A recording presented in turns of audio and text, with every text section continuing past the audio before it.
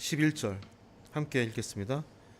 주께서 나의 슬픔이 변하여 내게 춤이 되게 하시며 나의 베옷을 벗기고 기쁨으로 띠우셨나이다. 아멘. 어느 시대나 마찬가지지만 기쁨을 최고로 여기는 시대였습니다. 자기 기쁨, 나의 기쁨, 나의 만족을 위해서. 그리고 또 지금은 물질 문명이 발달되고 과거보다 좀 잘 살잖아요. 그러니까 더 많은 기쁨을 얻을 수 있죠. 기쁨을 위해서라면 뭐든지 하죠. 기쁨을 위한 최대한의 자유가 보장되어 있죠. 우리는 지금 슬퍼할 수 있는 이유를 또 슬퍼하지 말아야 될 이유가 많다라고 얘기합니다. 그러면서 그렇게 너무나 좋은 곳이 많은데 왜 슬퍼하냐고 책망을 하죠. 맞죠? 기쁨을 강요당하는 건 아닌가 이렇게 생각을 하게 됩니다. 우리 얼굴 이렇게 좀 찡그리고 있으면은 어른들이 그러잖아요. 너 이게 젊은 놈이 얼굴에 고뇌가 많냐? 젊으면 얼굴에 고뇌가 많으면 안 돼? 그렇죠? 그렇죠. 그런 식의 얘기를 하잖아요. 예. 그래서 그 아이 억지로 그냥 그런 어떤 자신의 슬픔과 고뇌를 표현하는 것을 금기시하죠. 항상 기뻐해야 되고 기뻐할 수 없어도 기뻐해야 되고 기쁨으로 슬픔을 이겨야 된다라고 으름장을 놓습니다. 그런 기쁨이 성공의 증거가 되죠. 슬픔은 뭐의 증거죠?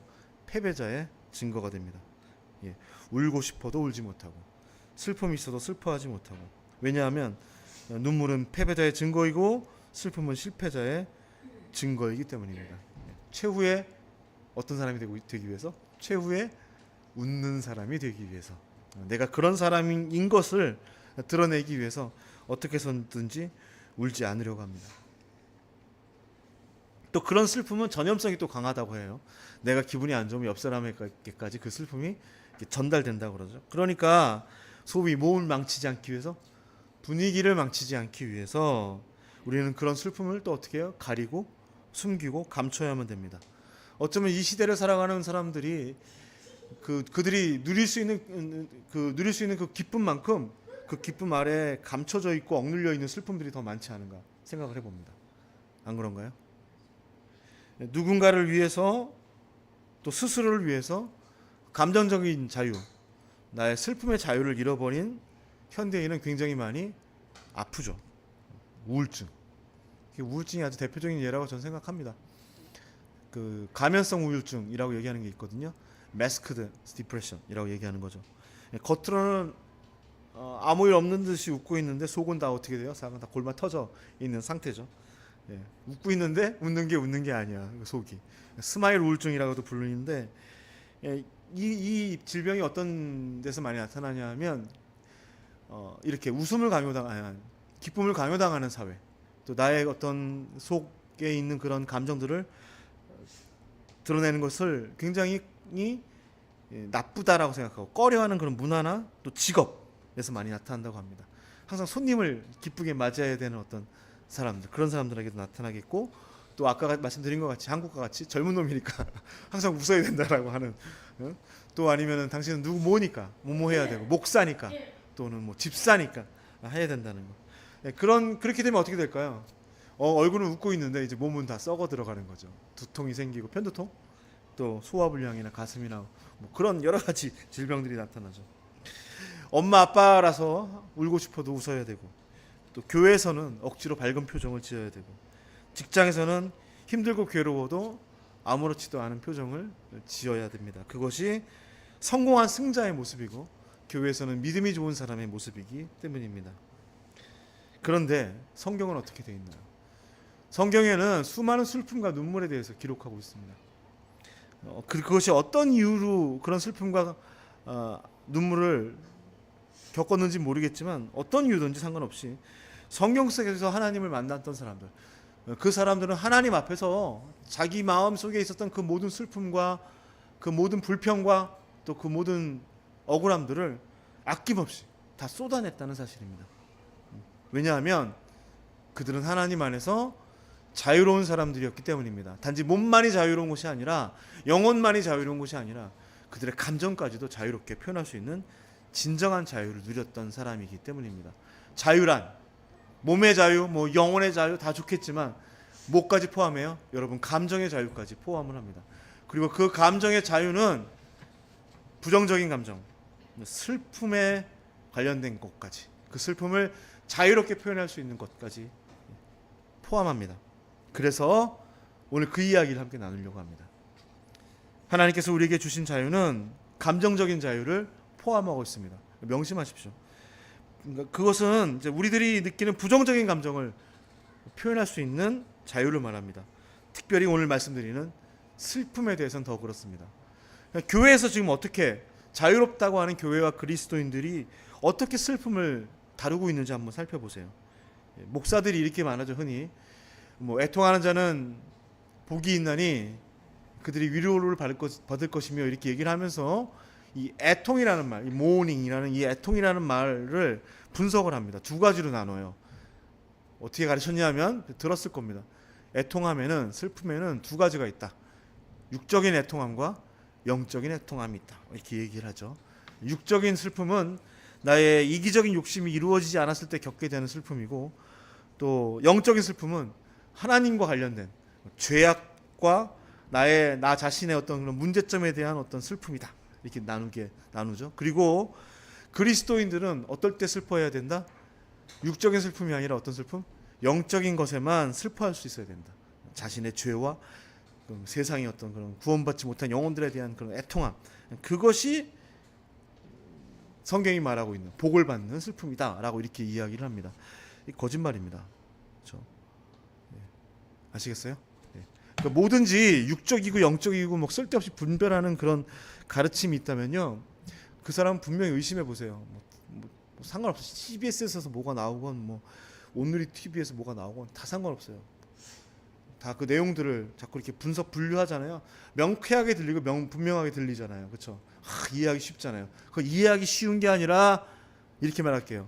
악한 영에게 여러분이 넘어간 겁니다. 슬픔은 그렇게 나누어지지가 않아요. 도대체 그런 게 뭐가 있어요? 제 아내한테 제가 말했어요. 육적인 슬픔과 영적인 슬픔이 있다면 도대체 그것이 어떻게 분류될 수 있겠느냐? 어떻게 그것을 정확하게 칼로 뚝 잘라가지고 이렇게 나눠줄 수 있겠느냐? 너의 슬픔을 한번 분석해봐라, 이거죠. 저희 장인어른이시죠. 저희 장인어른이 50대 중반에 당뇨 합병증으로 돌아가셨습니다. 소천받았죠. 이제 돌아가시고 이제 입관 시간이 되잖아요. 입관이 되면 이제 옷을 입히는 시간이 되는데, 바로 그때 우리 장모님이 괜찮다가 갑자기 오열을 하신 거예요. 거기서. 당연하죠. 사랑하는 남편이 죽어서 그 마지막 보는 순간인데 얼마나 아쉽고 안타깝고 하겠어요. 그렇게 오열을 하니까 그 옆에 있던 목사들이 뭐라고 그랬을 것 같습니까? 했죠. 뭐라 그랬다고요? 이러시면 안 됩니다. 믿음의 본을 보여주십시오. 예, 아시겠죠? 거기 교회다운 목사들의 말이죠. 그 교회 목사다운 말이죠. 자기 남편의 시신을 보고 우는 것을 이 사람들은 뭘로 본 거죠? 육적인 슬픔으로 본 겁니다. 정신병자 집단이라니까요.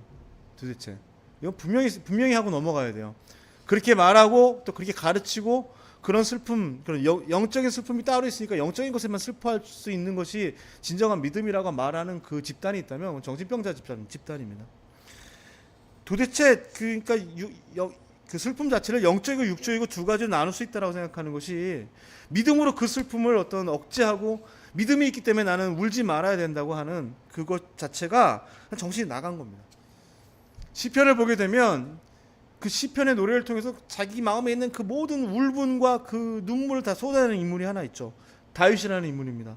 그의 슬픔은 어떨 때 나타났던 그 슬픔일까요? 그의 슬픔은 영적인 거였어요? 육적인 거였어요? 네. 자기가 죄를 짓고 사울이 괴롭히고, 그럼 몇 개 안 돼요. 사울이 나를 괴롭히고 나의 대적자들이 많고 나는 열심히 착하게 하는데 나는 잘 안 되고 저놈들은 잘 되고 하는 그런 것까지, 시기심도 섞여 있는, 그가 하나님께 쏟아내는 모든 슬픔은요, 그들의 분류에 따르면 육적인 거였어요. 맞죠? 예, 육적인 거예요. 그런데 그의 슬픔은 무엇이었던지 그의 슬픔이 육적인 것에 멈추지 않고 영적인 것이 되어가고 있어요. 어떻게?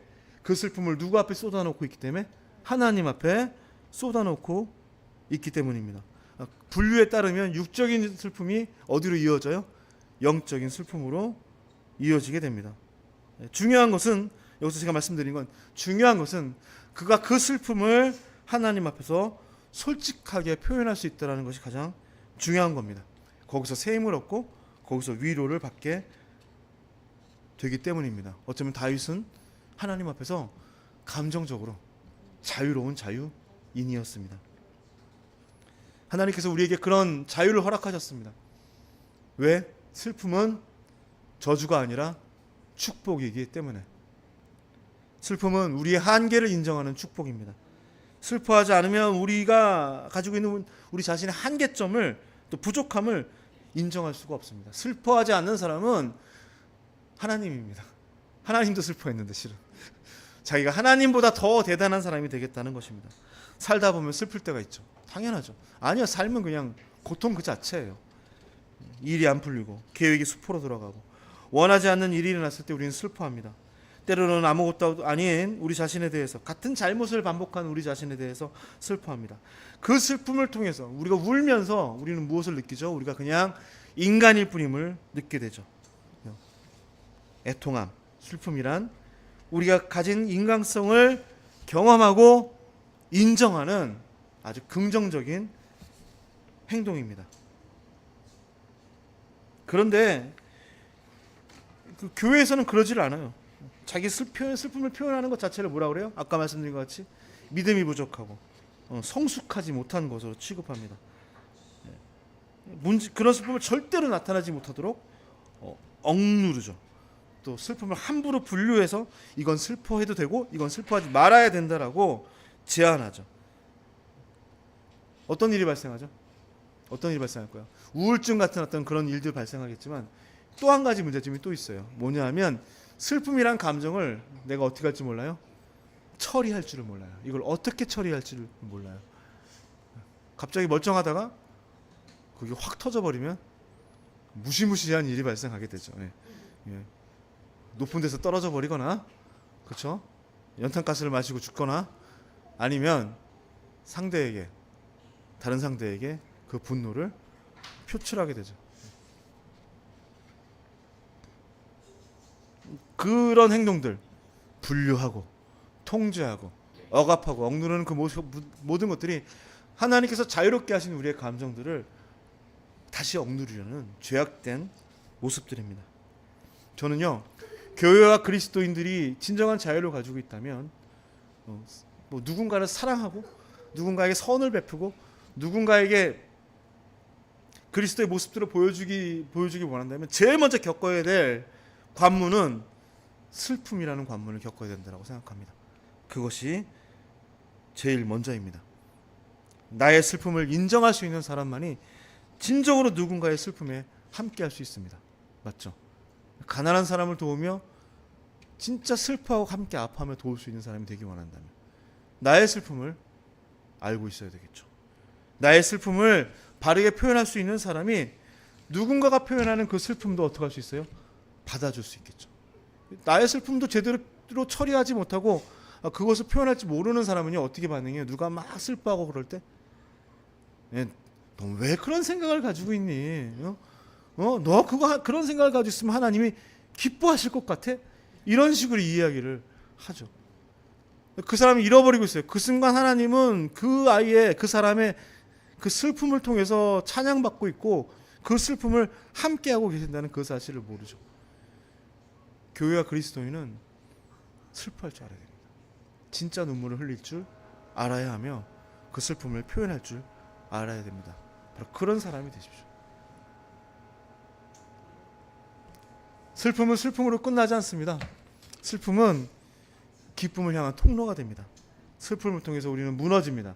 슬픔을 통해서 우리는 쥐고 있던 것들을 내려놓고 또 우리가 움켜쥐고 있던 것들을 포기하게 됩니다. 슬픔을 통해서 우리는 우리 자신이 산산이 부서지는 것들을 경험하죠. 그러니까 문제는 그런 슬픔을 말로 표현하지 못하죠. 그러면 안 됩니다. 그래서 어떻게 살아요? 무너진 채로, 부서진 채로 아무렇지도 않은 것처럼 살아갑니다. 그래서 슬픔은 보이지 않는 마음의 질병이 되고 슬픔은 그저 더 깊은 슬픔으로 남게 됩니다. 하나님의 뜻이 그것이야말로 진짜 하나님의 뜻이 아닙니다. 하나님이 가장 걱정하고 우려하는 거죠. 우리에게 하나님께서 슬퍼할 수 있는 자유를 주신 것은 이 슬픔을 표현하고 드러냄을 통해서 우리가 진정한 기쁨을 경험하게 하기 위해서입니다. 다윗이 오늘 노래했죠.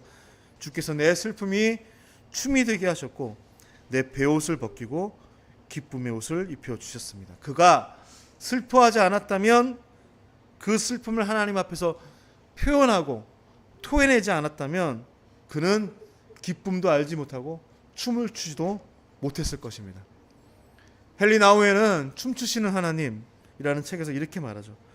애통은 우리를 초라하게 만든다. 애통함으로 우리가 얼마나 작은 사람인지 깨닫게 된다. 하지만 바로 그 애통함이 춤추시는 하나님이 우리를 부르셔서 첫 스텝을 내딛게 하시는 곳이다. 하나님은 오늘 우리의 슬픔 속에 들어오셔서 함께 춤추길 원하십니다. 여러분의 인생을 생각해 보세요. 저의 인생도 마찬가지죠.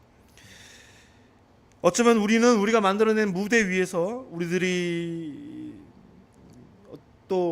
작곡해 놓은 어떤 음악에 도취되어 그 리듬에 맞춰서 춤을 춰왔던 사람들입니다. 맞죠? 여러분이 생각해 놓은 음악들이 있죠. 여러분들이 꿈꾸었던 어떤 박자들이 있을 거 아니에요. 그 박자에 맞춰서 여러분들은 그 춤을 추었어요. 나를 위해서 만들어진 무대 위에 화려한 조명을 받으며 나의 생각과 계획이라는 박자에 맞추어서 몸을 움직이고 나의 꿈과 소망이라는 어떤 그 선율을 따라서 나의 팔다리를 휘저으면서 춤을 췄습니다. 더 신나게 춤을 추기를 또 바랬죠. 그런데 어느 날 갑자기 그 음악이 멈췄어요. 그리고 더 이상 같은 춤을 출 수 없게 됩니다. 무대는 사라졌고 무대 위의 조명은 꺼졌습니다. 모든 것이 다 끝난 것 같은 느낌. 그때 우리는 어때요? 슬퍼하죠. 그런데 갑자기 새로운 조명이 켜졌고 낯선 무대 위에 올라가게 됩니다. 새로운 음악이 낯선 박자를 따라 흘러나옵니다. 한 번도 들어보지 못했던 박자를 따라서 우리의 몸과 마음을 맞춰서 흔들어야 되는 시간이 찾아왔습니다. 처음에는 굉장히 부담스럽고 서툽니다. 힘이 들고 즐겁지도 않습니다. 낯선 음악에 맞춰서 익숙하지 않은 춤을 배워야 되기 때문입니다. 하지만 이제 곧 익숙해집니다. 하나님을 따라서 하나님과 함께 추는 춤이기 때문입니다. 그리고 그것에 익숙해질 때 우리는 비로소 진정한 기쁨을 알게 됩니다. 슬픔을 통해서 우리들의 춤은 멈춥니다. 하지만 그 슬픔 가운데 우리는 하나님과 함께 새로운 춤을 출 수 있는 새로운 시간을 얻게 됩니다. 조명이 꺼지고 무대가 사라지는 슬픔을 통해서 우리는 하나님이 비추시고 준비하신 조명과 무대를 맞이합니다. 음악이 들리지 않고 내가 꿈꾸던 그 아름다운 음악이 더 이상 들리지 않는 기뻐할 수 없는 상황 속에서 우리는 슬퍼하지만 하나님께서는 하늘의 음성으로 당신의 노래를 불러주십니다. 슬픔을 통해 우리는 무너지지만 하나님께서 무너진 우리를 다시 세우시는 기쁨을 경험하게 됩니다. 슬픔을 통해 우리는 부서지지만 그렇게 부서진 우리를 다시 빚으시는 하나님의 손길을 경험합니다. 슬픔을 통해서 우리의 몸짓과 발걸음은 멈춘 듯하지만 하나님께서는 당신의 손을 잡고 우리의 발걸음을 인도하시며 새로운 당신의 기쁨 가운데로 인도하고 계십니다. 그렇게 우리 모두는 슬픔을 통해 새로운 기쁨을 얻으며 마음껏 새로운 춤을 추는 자유를 얻은 사람들입니다. 그것이 교회와 그리스도인들입니다. 슬픔을 맞이하는 것을, 또 슬픔을 드러내는 것을, 그 슬픔을 표현하는 것을 절대로 멈추지 마십시오. 그 축복을 누리십시오. 그 교회 예수님을 믿고 난 다음에도 여전히 자기 자신의 그런 음악과 리듬에 맞춰 춤을 추려고 하는 사람들이 있어요. 아시겠죠? 무대가 달라졌고 조명이 바뀌었고, 맞죠? 노래가 다른 노래가 나오고 있는데 여전히 자기가 생각해놓은 음악 가운데에서 춤을 춰요. 이렇게 얘기하죠. 야, 음악이 왜 이래 이거? 음악 바꿔. 야, 이 조명 이거 왜 이래? 조명 옛날 거 가져왔는데 그걸 바꿔. 춤이 다 이래. 옛날 게 더 세련되고 멋있는데 다 그걸로 바꿔. 그래서 교회가 이따위가 된 겁니다. 슬픔을 경험하지 않고 하나님을 맞이하고 하나님을 영접했음에도 불구하고 나의 그 슬픔과 애통함을 경험하지 않으려고 하기 때문에 나의 음악이 멈추는 슬픔, 나의 리듬이 멈추는 슬픔, 나의 춤이 더 이상 멋있어 보이지 않는 그 슬픔을 경험하지 않은 사람들 때문에, 경험하려고 하지 않으려는 사람들 때문에 지루박을 틀어놓고 차차차를 추고 있는 거죠. 또 뭐 있죠? 월츠를 틀어놓고 디스코를 추고 있는 거죠. 생각해 보세요. 트로트를 막 틀었는데 요즘에 유행하는 트로트가 뭐 있죠?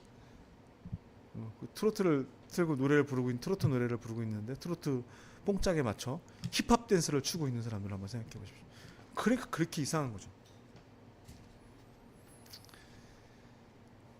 시드니 카터는 로드 오브 댄스, 춤의 주님이라는 시에서 하나님을 이렇게 노래합니다. 이 세상이 창조된 그 아침에 나는 춤을 추었다. 달과 별과 해를 보면서 춤을 추었다. 나는 하늘에서 내려와 땅 위에서도 춤을 추었다. 내가 태어난 곳 베들레헴에서도 춤을 추었다. 나는 서기관들과 바리새인들을 위해서도 춤을 추었다. 그러나 그들은 나와 함께 춤추지 않고 나를 따르지 않았다. 나는 어부인 야고보와 요한을 위해 춤을 추었다. 그들은 그런 나를 보고 함께 와서 나의 춤을 계속 추었다. 나는 안식일에 춤추며 장애인을 고쳤다. 그 거룩한 사람들, 바리새인들은 그것을 죄악이고 수치라고 말했다. 그들은 나를 벗기고 높은 곳에 매달았다. 그들은 나를 십자가에 죽게 내버려 두었다. 나는 금요일 하늘이 검게 물들 바로 그때도 십자가에서 춤을 추었다. 나의 등 뒤에 있는 악마와 함께 춤을 추었다. 그들은 나의 몸을 묶고 내가 이제 끝났다고 생각했다. 하지만 나는 여전히 춤추고 있었다. 나는 아직도 춤을 추고 있다. 춤춰라. 내가 어디 있든지 나와 함께 춤을 춰라. 나는 로드 오브 댄스, 춤의 주님이다. 그리고 나는 너희 모두를 그 춤으로 인도할 것이다. 네가 어디든지 너희 모두를 나의 춤으로 인도할 것이다. 이렇게 이야기합니다. 삶의 고통을 인정할 때, 또 그 삶에 있는 모든 슬픔들을, 그것이 어떤 것인지 상관없어요. 그 슬픔들을 담아두지 말고 내가 표현할 수 있을 때, 드러낼 수 있을 때, 거기에 치유가 시작됩니다. 목장 모임 같은 거, 앞으로 우리들이 뭐 목장 모임을 하게 될지 모르겠지만, 목장 모임이나 무슨 소그룹 모임을 할 때 제일 먼저 어떤 걸 하라 그러죠? 일주일 동안 있었던 감사할 수 있는 이야기를 하라 그러죠. 이것 자체가 기쁨을 강요한 겁니다. 일주일 내내 감사할 일이 하나도 없었는데, 일주일 내내 내가 하나님을 욕하며 살았는데, 일주일 내내 모든 일이 다 안 풀려서 내 인생을 그냥 포기하고 싶으며 살았는데 감사할 일을 찾으래요. 감사할 게 하나도 없는데, 감사할 게 없다고 얘기하면 또 믿음이 없는 사람이 될 거 아닙니까? 이 감사할 게 없다고 얘기하면 그 취급당할까? 거기서 내가 불만과 내 울분을 다 쏟아내면 분위기를 망칠 거 아닙니까? 다 일단 첫 번째부터 기쁨을 강요하고 있는 거예요. 슬픔을 억누르고. 거기서 무슨 일이 벌어지겠어요? 다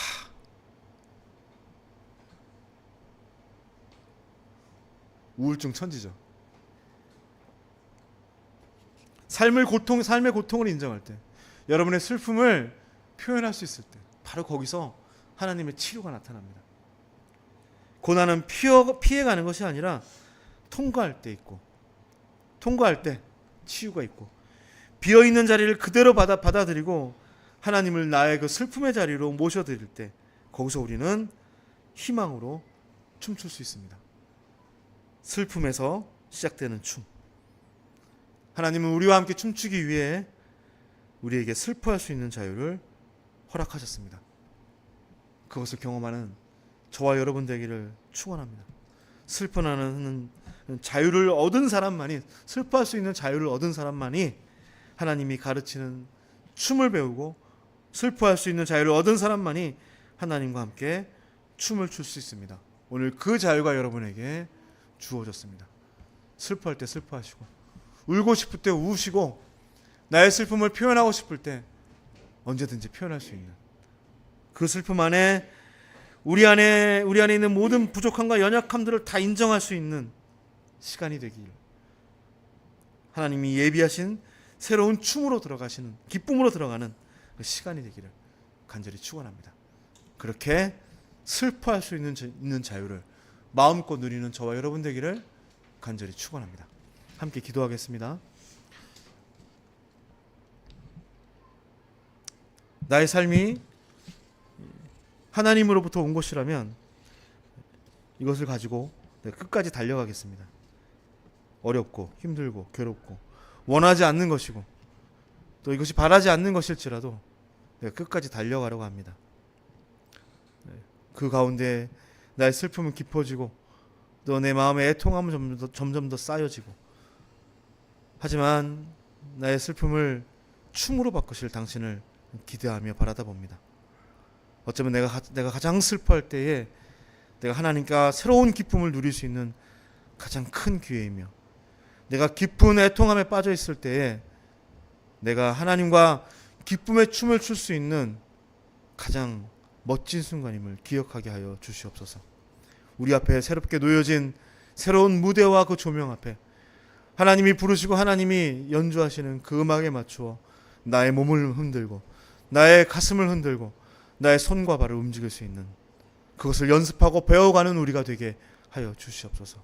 그렇게 슬픔을 통해 나는 강해지고, 슬픔을 통해 나는 새롭게 빚어지고, 슬픔을 통해 나는 변화받는 하나님의 사람들이 될 수 있도록 주여 축복하여 주옵소서.